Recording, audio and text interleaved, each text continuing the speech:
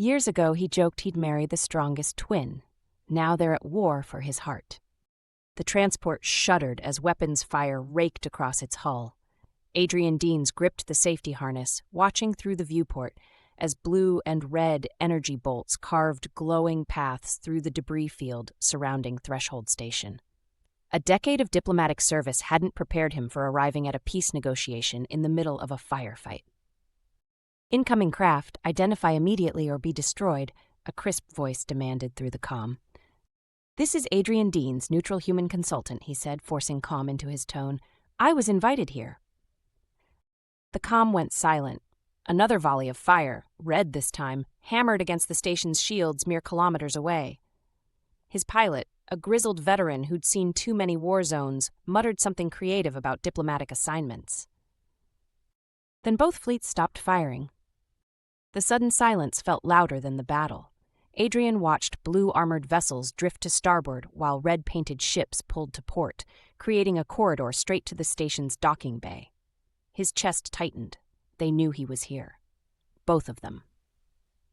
The docking procedure passed in a blur of sensor sweeps and security checks. When the airlock finally opened, Adrian stepped onto Threshold Station and straight into a memory he'd spent 10 years trying to forget.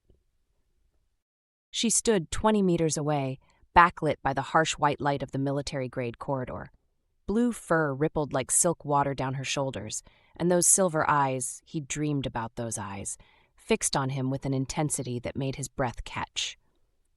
Iskra had grown taller, broader through the shoulders, her body encased in battle-scarred armor that spoke of countless engagements. But her face, that elegant muzzle and those sharp cheekbones, belonged to the girl who'd once laughed at his terrible jokes about human mating rituals. Adrian, her voice carried the same melodic quality he remembered, now edged with something harder. Command, maybe. Or pain. "Iskra," he stepped forward, muscle memory almost making him reach for her before he caught himself. Protocol. She was a fleet admiral now, and he was, what? A ghost from before the war? She closed the distance between them in 3 strides, and suddenly she was there, close enough that he could smell the metallic tang of her armor mixed with something distinctly her, winter pine and electricity. Her hand rose, and for a heartbeat he thought she might strike him.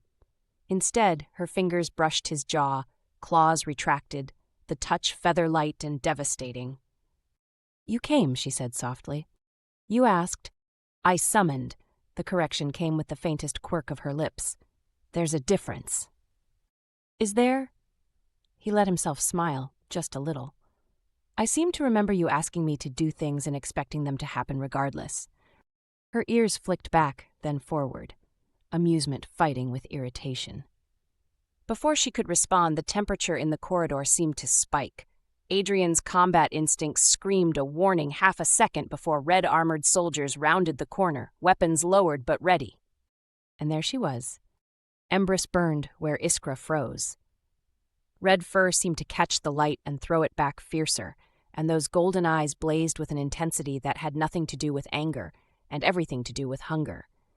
She wore her armor like a second skin, scuffed and dented from frontline combat, and she moved through her soldiers like a flame through kindling, inevitable and consuming. "Hello, Adrian." Embris's voice carried heat wrapping around his name like a caress and a challenge. "Miss me?" Iskra's hand dropped from his face. The temperature, metaphorical and literal, plummeted. "You have no right to be here," Iskra said, each word precisely clipped. "This is my territory." "Threshold is neutral ground, sister." Embris drew out the last word like a blade from a sheath. "Or have you forgotten the treaties you love so much?" "I forget nothing." Iskra's tail lashed once, sharp and controlled, especially not betrayal. Adrian stepped between them before he consciously decided to move. Both sets of eyes locked onto him, silver and gold, ice and fire, and the weight of their combined attention nearly staggered him. "I didn't come here to referee your war," he said, meeting first Iskra's gaze, then Embris's. "I came because you both sent identical messages saying you needed me. So here I am. What do you actually want?" Embris smiled, showing teeth. "You know what I want." "The marriage rite has been invoked," Iskra said, as if her sister hadn't spoken. "By ancient law." "By ancient law," Embris interrupted, moving closer until she stood at Adrian's other shoulder. The rite binds you to choose. The strongest. That was your promise, Adrian. 10 years ago, drunk on that terrible human whiskey, you said you'd marry whichever twin proved herself strongest. The memory surfaced like a drowning man breaking water. He'd been 19. They'd been celebrating some diplomatic victory, and the twins had been teasing him about human courtship rituals. He'd laughed and made some ridiculous proclamation about strength and marriage because they were his best friends, and it had seemed funny at the time. That was a joke, he said slowly.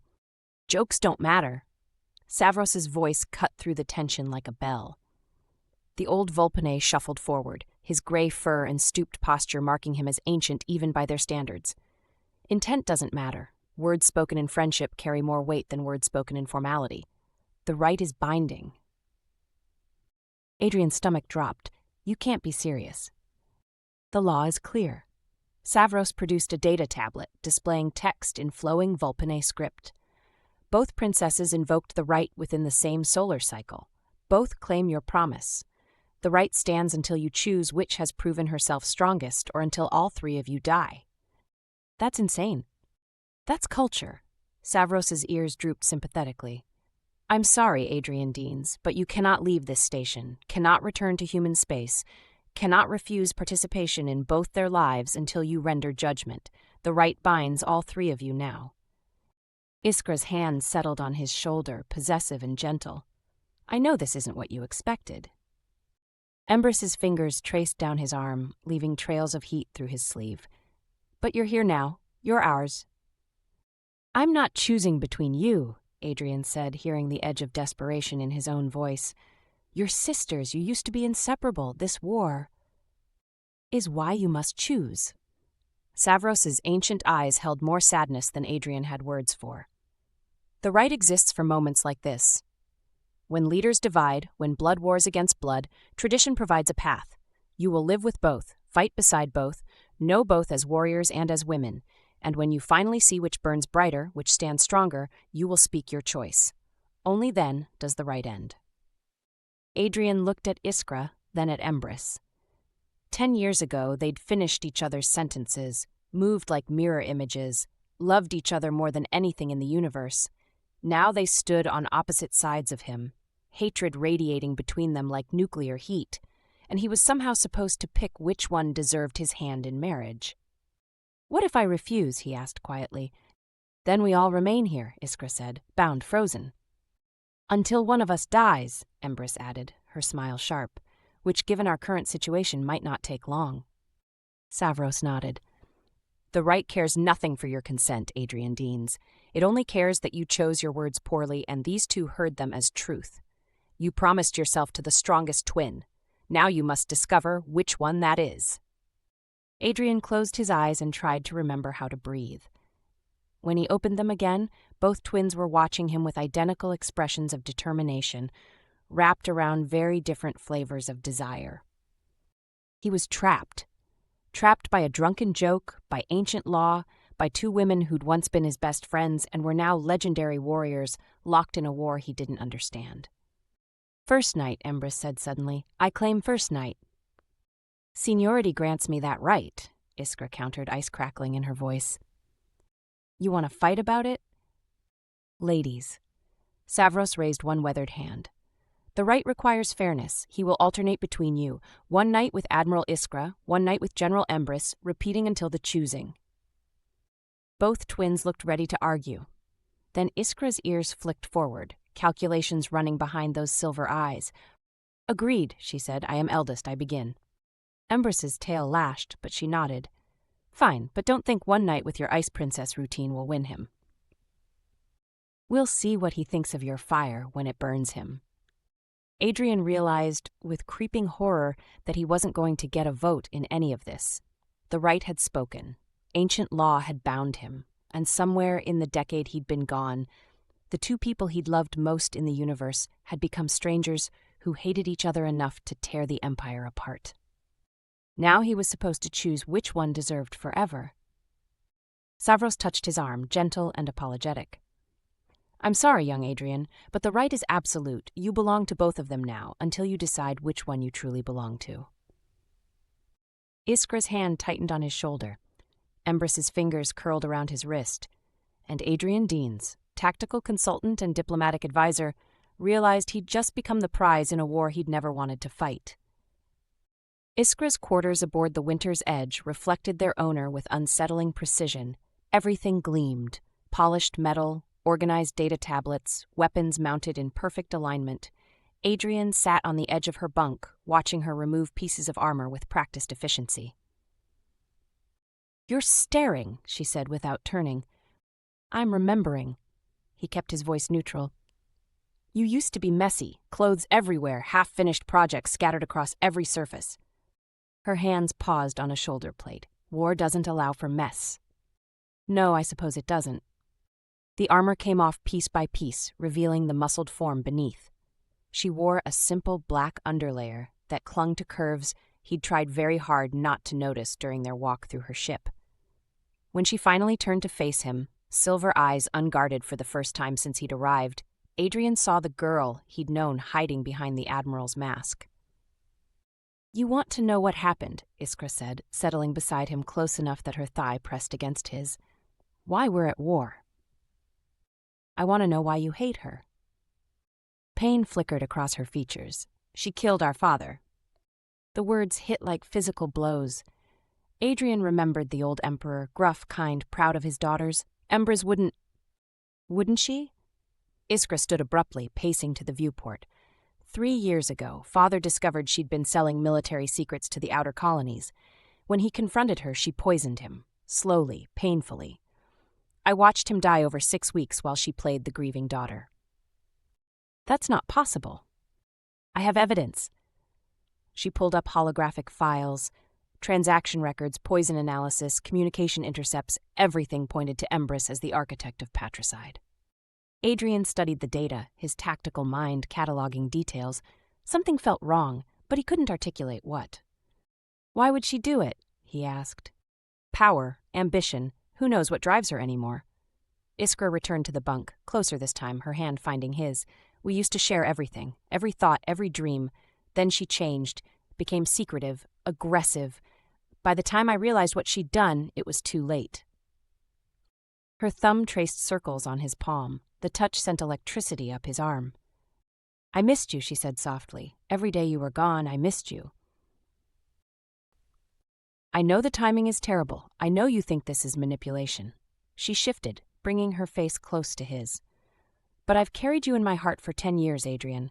When I invoked the rite, it wasn't strategy. It was hope." He should pull away, should establish boundaries. Instead, he lifted his free hand to her face, fingers threading through soft blue fur. "I missed you too," he admitted. She kissed him. It wasn't gentle. 10 years of longing crashed together in a collision of lips and heat and desperate need. Her hands fisted in his shirt, claws pricking through fabric, and he pulled her closer, tasting electricity and want.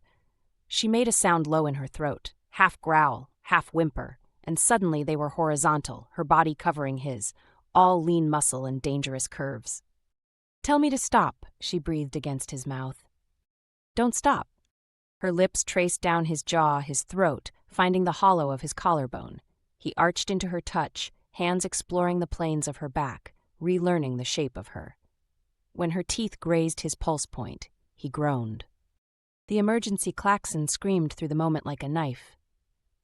Iskra was off him instantly, armor flying back on with combat efficiency. Adrian struggled upright, blood still singing, brain trying to shift from arousal to alertness. "Report," Iskra snapped into her comm. "Enemy convoy entering Sector 47. Commander Rylick's voice crackled back. 3 transports, light escort, Embris's supplies for the southern front." Iskra's eyes found Adrian's, predatory satisfaction gleaming. "Suit up, you're with me."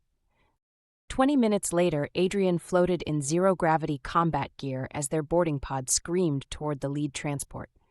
Iskra moved beside him with fluid grace, her squad synchronized like clockwork. "Breaching in 3, she said calmly. The shape charge blew. Atmosphere vented in a shrieking rush, then mag boots engaged and they were through, weapons hot. Red-armored soldiers met them at the first junction. Energy fire painted the corridor in strobing light. Adrian dropped behind cover, his sidearm tracking targets with practiced precision. He'd trained for this. Diplomatic security required combat proficiency, but training and reality were different animals. Iskra fought like winter itself, cold and inevitable. She moved through enemy positions with calculated brutality, each shot placed perfectly, each step planned 3 moves ahead. Adrian found himself matching her rhythm without conscious thought, covering her flanks, anticipating her movements. Left corridor, he called. She pivoted, dropped 2 soldiers before they could fire. Nice catch. They pushed deeper, his unconventional tactics complementing her rigid discipline. Where she expected patterns, he saw chaos. Where she planned, he improvised. Together, they became something more dangerous than either alone. The cargo bay fell quickly. Iskra's soldiers secured the supplies while she examined manifests. Medical equipment, she said, disgusted. She's stealing from civilian hospitals to supply her war machine. Adrian studied the crates. Something nagged at him. These have coalition medical codes. So Embris wouldn't need to steal coalition supplies. She controls the southern manufacturing sectors. Iskra's tail lashed. She's moving them, selling them. Does the method matter? Before Adrian could answer, return fire erupted from an overlooked storage compartment. He moved on instinct, tackling Iskra aside as energy bolts seared the air where she'd stood. They hit the deck together, his body shielding hers. Thanks, she breathed and kissed him again, quick and fierce and utterly inappropriate for a combat situation. Then she was up, eliminating the threat with 3 precise shots. The extraction went smoothly. Back aboard the Winter's Edge, adrenaline still singing through his veins, Adrian followed Iskra to her quarters. The door sealed behind them and she spun, pressing him against the bulkhead. You saved my life, she said. You would have dodged. Maybe. Her hands framed his face, but you didn't hesitate, didn't calculate, you just moved. Iskra. Strength isn't just strategy, Adrian. It's also instinct. Trust. The willingness to put someone else first. Her forehead pressed against his. That's what we had. What we could have again.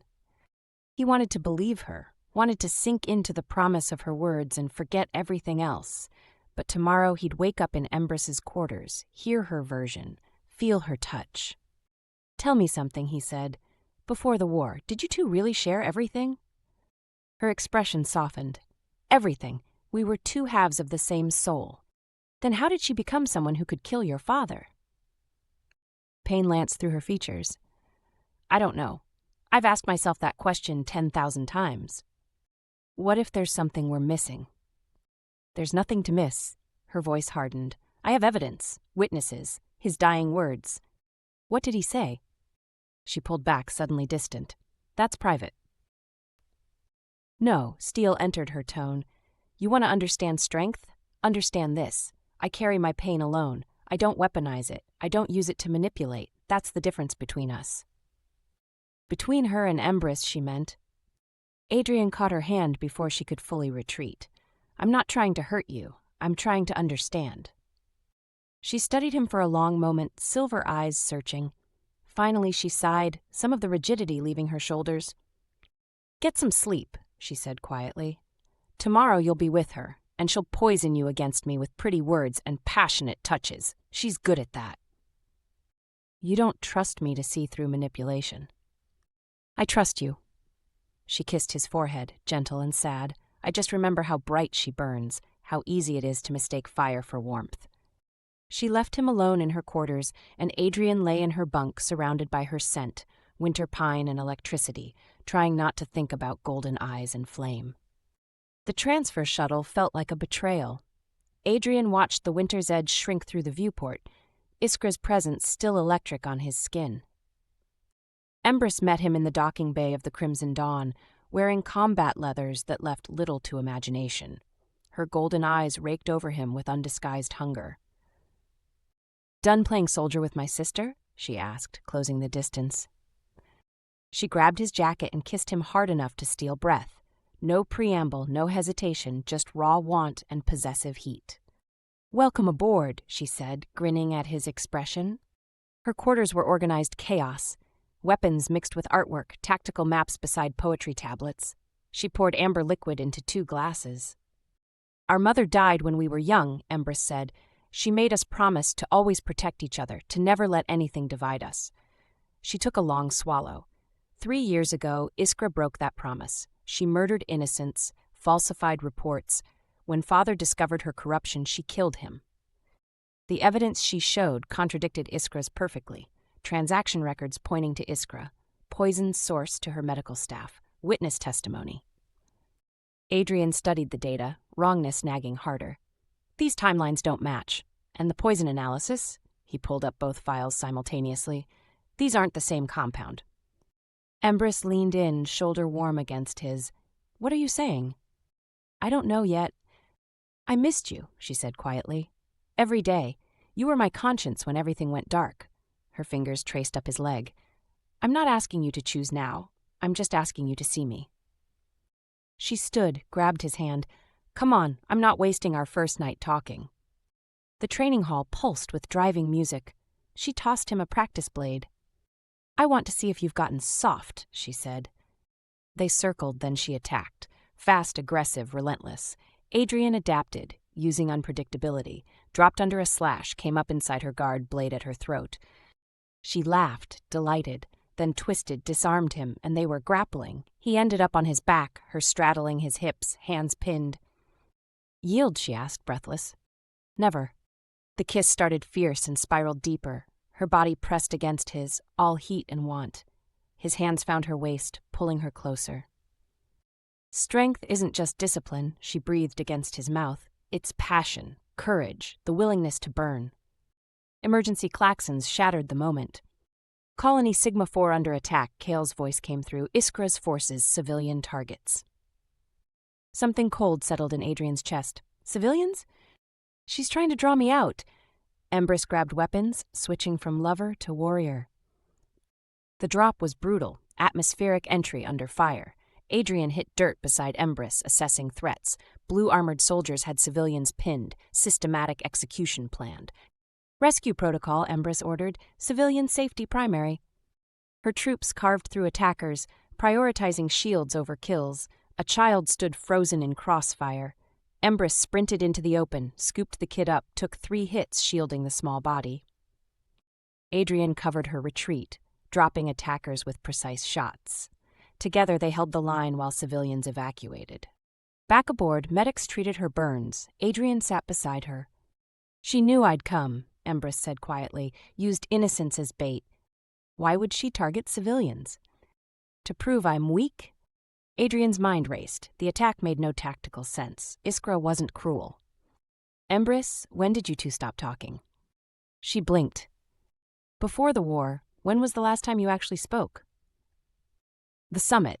3 years ago, we were both there for—" She stopped. "We don't remember it well." "What?" "The summit. It's fuzzy. I remember arriving, then everything gets confused until I'm home and Father's dying." Ice crystallized in Adrian's veins. He pulled up Iskra's medical files, found the same gap, same time frame. "The summit," he said. "Who else attended?" "Everyone, including," her eyes widened, "the collectors. Insectoid species, neurological specialists. Gods." Adrian pulled data, cross-referencing. Every piece of evidence against each sister traced back to sources emerging after the summit, witnesses who'd never testified before, documents that hadn't existed in prior archives. "You were both poisoned," he said, "not physically, mentally. Someone altered your memories, planted false evidence, turned you against each other." Embris stared. "That's not possible." "It's the only explanation. Look." He showed her the molecular differences, timeline discrepancies, lack of corroborating evidence before the summit. Someone wanted you at war. "The collectors want our territory. And they got it by making you destroy each other." She stood, pacing. "Iskra won't believe this." "She has to. You don't understand. She'll think it's manipulation." She stopped, horror dawning. "The marriage rite." "What about it?" "It's not about choosing the strongest twin.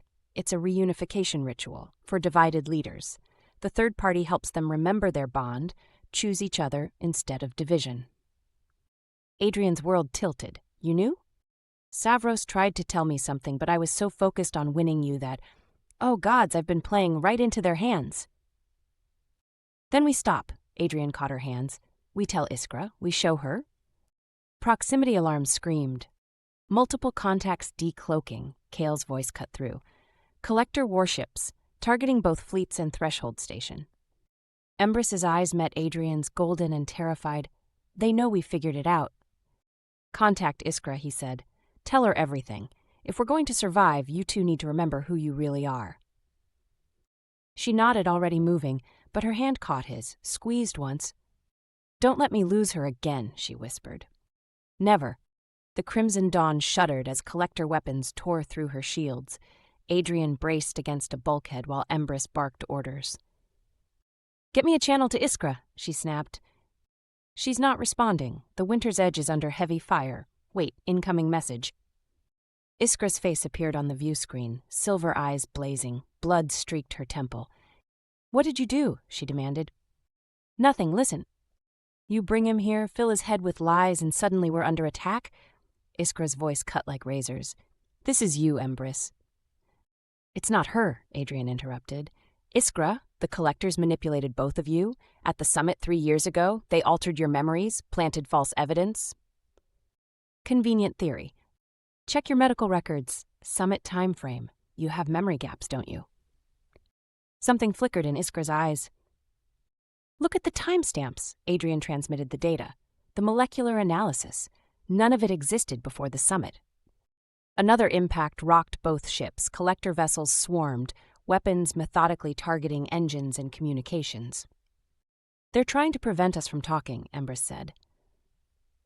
A new face appeared. Chitinous features, compound eyes, clicking mandibles, Collector Jarn. Princesses, the creature said, your conflict ends now. Surrender and we claim this sector peacefully. You did this, Iskra breathed. You turned us against each other. We provided opportunity, you provided hatred. Jarn's mandibles spread. Your empire tears itself apart while we wait. Now the waiting ends. The transmission cut? All ships, evasive pattern Omega, Iskra ordered. She looked at Embris. I don't trust you, but I trust them less. Good enough, Embris said. Southern Fleet is yours to coordinate. An explosion bloomed near Threshold Station. Savros's voice crackled through. Station taking critical damage, static consumed the rest. We need to link up, Adrian said. Both of you, same ship. You can't coordinate this separated. No, both sisters said simultaneously. They're targeting communications specifically. They want you divided. The sisters stared at each other across the view screen, hatred warring with necessity. Fine, Iskra said, I'm coming to you. You trust me that much? I trust Adrian that much. The Winter's Edge broke formation, burning toward the Crimson Dawn. Collector ships concentrated fire, shields flickering dangerously. She's not going to make it, Embris said. Yes, she is. Adrian studied the tactical display. Kale, move your fighters here. Draw fire from Vector 7. That leaves our port exposed. Do it. The fighters moved. Collector ships shifted to exploit the opening. The Winter's Edge slipped through the gap and locked onto the docking collar. Iskra came through the airlock like Winter's fury. She stopped 3 meters from Embris, hand on her weapon. If this is a trap... It's not. Embris's hand hovered near her sidearm. Enough! Adrian stepped between them. We have maybe 10 minutes before those ships tear through our defenses. We can't win this, Iskra said. They have superior numbers. They have predictability, Adrian interrupted. They've been watching your war. They know your tactics. Iskra, you're rigid, methodical. Embris, you're aggressive, instinctive. They've planned for both. So we lose, Embris said. So you fight together. Use your differences instead of fighting them. The sisters stared at him. We haven't fought together in 3 years, Iskra said. You fought together for 20 years before that. They worked in silence, then Iskra pointed. If we hit their command ship here, my fighters could punch through while your cruisers provide cover, Embris finished. You'd need to commit everything. Your reserve positioning would cover the gap. Their eyes met, recognition, memory of moving as one. Pattern sunrise, they said simultaneously. Something we created as children, Iskra said softly, required perfect trust. Do you trust her? Adrian asked. Silence stretched. Then Iskra's hand moved to the tactical display. I trust that right now our survival depends on working together. Good enough, Embris said, voice carrying pain. They coordinated with frightening efficiency. Iskra's precision mapped enemy positions while Embris's instinct predicted movements. Commands flowed between them. Red Squadron, Vector 47, while Blue Wing flanks from portside, I know. Patterned sunrise unfolded like deadly choreography. Embris's fighters screamed toward the Collector command ship while Iskra's cruisers wove protective patterns. They're adapting, Commander Rylick reported. Then we shift faster, Embris snarled. Kale pattern deviation 7. That's not in the Iskra stopped. Actually, that works. Blue cruisers, support the deviation. The Collector formation cracked. Embris's fighters punched through, torpedoes slamming into the command vessel's reactor. The explosion bloomed. Then the remaining Collector ships converged on the Crimson Dawn. They're targeting us specifically, Iskra said. They want us both dead in one strike. Adrian's mind raced. The marriage rite, it has to be completed. That's what they're afraid of. If we complete it, if we actually reconcile, Embris said. It's legal, binding. We'd have to end the civil war, Iskra finished. And they'd face a united empire, Adrian said. That's why they're trying to kill us now. Collector ships closed in, weapons charging. Iskra looked at Embris, really looked at her. Do you remember the night Mother died? She asked quietly. Embris's breath caught. We promised together forever. I've missed you, Iskra's voice cracked, every day of this war. I'm right here. Embris reached across the tactical table, hand trembling. I've always been right here. Their fingers touched. The Crimson Dawn shook as shields began to fail. Adrian, Iskra said, not looking away. The rite requires your choice. Which of us is strongest? You have to, Embris said, or we all die here. Adrian looked at them. Ice and fire, discipline and passion, two halves of the same broken whole. Neither of you, he said. They both turned to him. The strongest twin is both of you, together, the way you were meant to be. Then Embris laughed. Of course, it was never about choosing between us. It was about choosing us, Iskra finished. Their hands clasped fully, fingers intertwining. Something shifted in the air, ancient ritual, recognizing truth spoken. The marriage rite completed, and across every Vulpine vessel, ceasefire orders transmitted simultaneously as the Civil War ended in a heartbeat. United Vulpine forces moved with terrifying synchronization. What had been two separate fleets became a single, devastating organism. Blue and red ships weaving through each other like dancers who'd never forgotten the steps. All fighters pattern Delta 9, Iskra commanded. Ground forces, secure the station, Embris added. Prioritize civilian evacuation. The Collectors had planned for division. They hadn't planned for this. Adrian watched from the tactical display as the sisters orchestrated destruction with the ease of shared breath. Where Iskra predicted enemy movements 3 steps ahead, Embris exploited the openings with aggressive precision. Their troops responded with renewed ferocity, no longer fighting their own people, but a genuine threat. Collector fleet is retreating to fallback positions, Commander Rylick reported. Don't let them regroup, Iskra said. Kale, take your squadron. Around the debris field, cut off their escape vector, Kale finished, grinning fiercely. Already on it, ma'am. Jarn's face reappeared on the view screen, compound eyes reflecting cold calculation. Impressive, the Collector said. But temporary, you'll fracture again. Hate runs too deep. You don't understand us at all, Embris said, her hand still clasped with Iskra's. We're Vulpine. We don't forget, and we don't forgive. Combined fleet, Iskra said quietly. Target the Collector flagship, full assault. The order rippled through both armadas. Every ship, every fighter, every weapon turned toward Jarn's vessel with unified purpose. The Collector's mandibles clicked rapidly. Fear, Adrian realized with satisfaction. You cannot... We can, the sisters said together. The barrage was overwhelming. Jarn's flagship shields collapsed in seconds, hull breaching in a dozen places. The remaining collector ships broke formation, fleeing into hyperspace with whatever vessels could still jump. Silence fell across the battlefield, broken only by damage reports and rescue operations. Iskra and Embris stood at the tactical table, hands still joined, staring at each other like they'd woken from a nightmare. "I'm sorry," Iskra whispered, "for everything I said, everything I believed." "I'm sorry, too." Embris's voice shook. 3 years, we lost 3 years.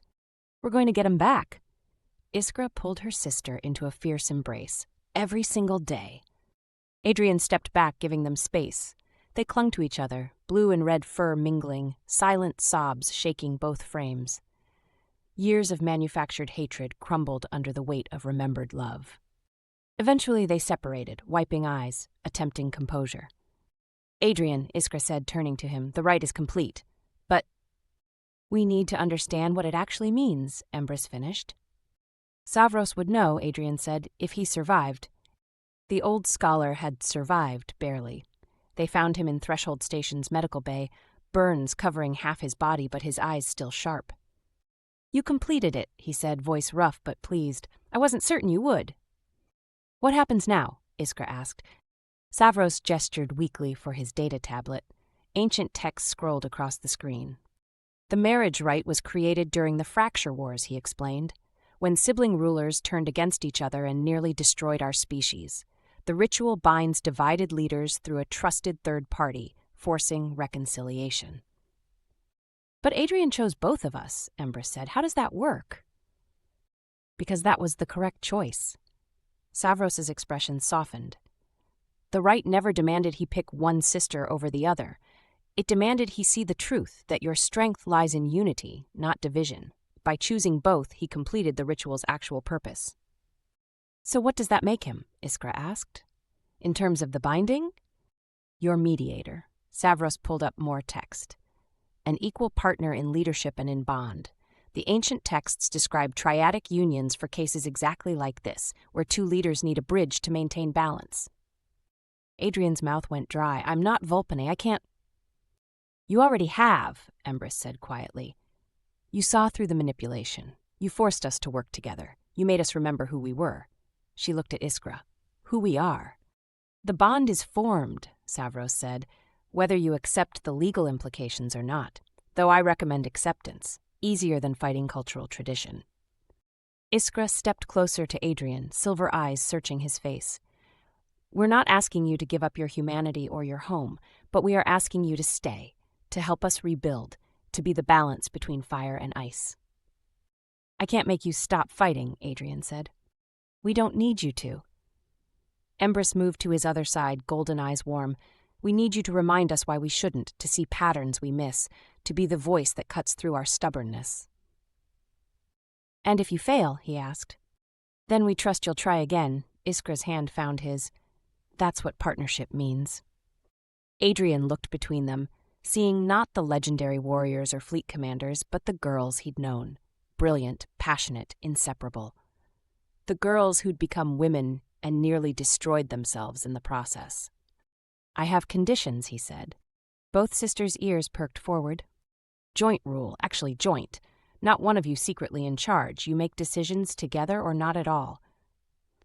"Agreed," they said simultaneously, then glanced at each other with faint smiles. "Full investigation into the collector manipulation. Everyone affected gets treatment, including your troops." "Already planned," Iskra said. "And you talk to each other, really talk, every day. No secrets, no tactical distance, no hiding behind military protocol." Embris laughed. "You're asking the impossible." "No," Iskra said softly, squeezing Adrian's hand. "He's asking us to be sisters again. That's not impossible, just hard." "Hard I can do," Embris said, taking Adrian's other hand, "especially with help." Savros cleared his throat. "There is one more element. The bonding ceremony itself." "We just did the ceremony," Adrian protested. "You completed the rite's purpose. The formal bonding is different." Savros's ears flicked with amusement. "Traditional Volpone bonding involves physical union. For triadic bonds, that means all 3 participants must—" "We understand," Iskra interrupted, her fur darkening with what might have been a blush. "Completely understand," Embris added, grinning. "When do we start?" Adrian's face heated. Right now? Tonight, Iskra said, her voice dropping to something rich and promising. After we've addressed the fleet, after we've begun repairs, after we've earned the right to think about anything except duty.